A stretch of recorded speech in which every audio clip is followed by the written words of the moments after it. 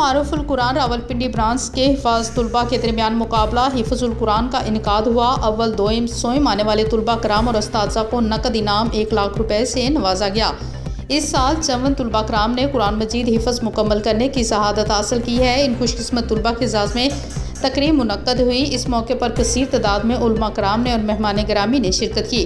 ادارہ معروف القرآن کے مدیر اعلیٰ مولانا عبدالوحید نے خطاب کیا اور ادارہ معروف القرآن راولپنڈی برانچ کے ناظم اعلیٰ مفتی شکیم عباسی نے مہمانوں کا شکریہ ادا کیا۔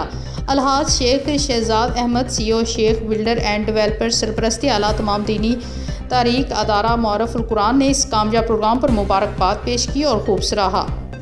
اللهم آنس وحشتي في قبري اللهم ارحمني بالقرآن العظيم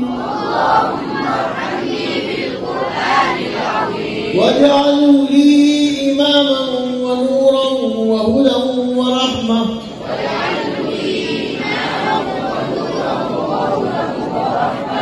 اللهم ذكرني منه ما نسيت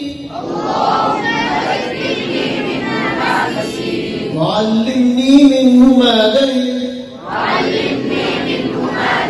وارزقني تلاوته آناء الليل وآناء النهار